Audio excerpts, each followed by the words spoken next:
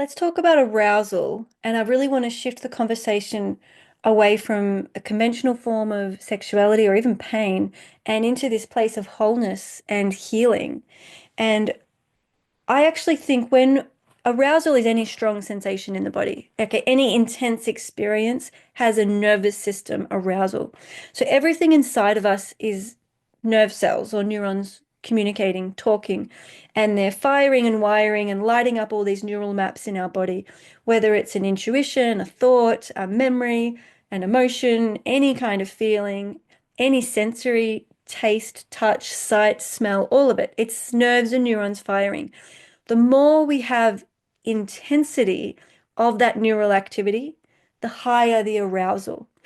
And this, we talk about our window of tolerance or our bandwidth, our capacity to feel through intensity really dictates how much of life we can experience before we check out, zone out, dissociate, numb, distract, deny, ignore, right? So, understanding arousal is as simple as that, really, of saying everything I experience in my daily life all boils down to neurons firing. The more neurons that are firing at one point, the more arousal. The more I can trust the signals that my body is giving me, the more I can stay present, feel through it, and breathe into it. So that that arousal, that intensity, that neurological conversation can finish what it's doing. So we learn how to stay present and literally ride the waves of our inner neurological arousal. People think about arousal and sexuality in kind of funky ways.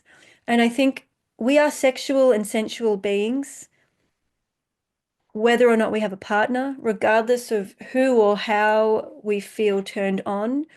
We can be a sexual being and never have a partner, right? So I think it's important to shift away from this idea of conventional sex and the transactionality of it, or it's like a sport or an activity.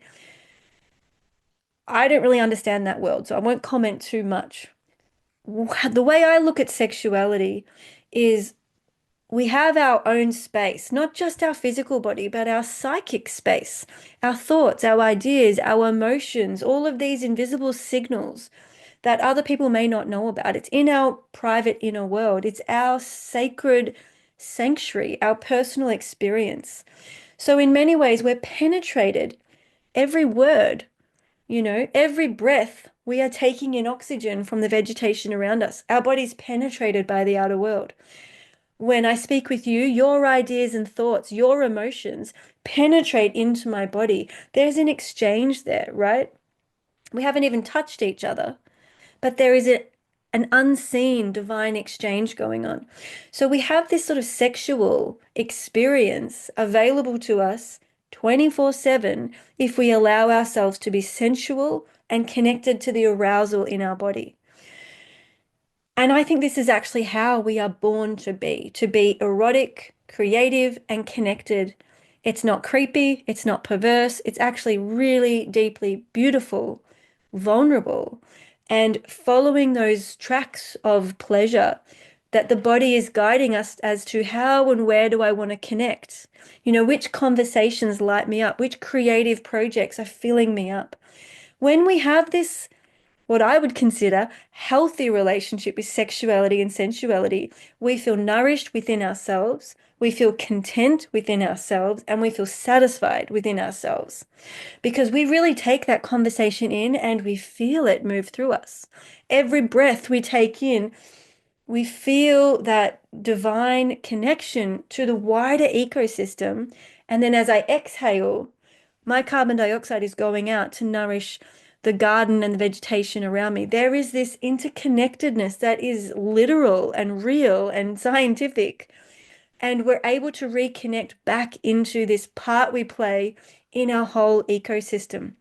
So for me, I find it very strange when people isolate sex to be simply a penis, vagina, or some kind of transaction, right? And that foreplay is a thing or this and that, like as if there's rules about how things need to be with sex and there's performance and entertainment and pornography, and it's just all doesn't make sense to me. It feels off. Sexuality and sensuality is 24/7. Every single moment, you are literally, you can be in love with life, and life itself can be your lover, entering your experience and massaging you. Every single moment is an opportunity for foreplay, to feel tickled, to feel turned on, to feel sensuous, to simply relish the moment and savor being alive. This is a way of life, and it means that we are able to access our whole experience, stay connected to our unique self, to our individuality, to honor and acknowledge what we're feeling and experiencing in any point in time. And a lot of this is self with self. It's my relationship to my inner world. It's me acknowledging my neurological experience and validating it and being loving toward it. And for you, it's your personal relationship to your inner world. You're acknowledging and validating your experience, and you're learning to bring loving attention toward your neurological activity and arousal, no matter where you are. So it's a very personal process, actually. And of course, we share it with other people, and that's when we experience unity and conscious connection and something greater than us. There is a real sacred portal into the divine as we access some of these pleasure states, which is where sexuality and spirituality overlap. As we access some states of high arousal, we have a consciousness shift, different hormones, different neurotransmitters, and we access that mystical space if we allow ourselves and if we build our window of tolerance. So arousal affects our neurology. We need to be able to stay present with the body, to breathe through it, to trust the experience. Sexuality and sensuality are 24/7 everywhere. And this idea of wholeness and healing is our capacity to stay present with our inner reality more often instead of dissociating, numbing, disconnecting, denying, or looking outside of ourselves to try and please others and entertain or perform or micromanage other people's experience, which means we've actually left our own experience and we're not home.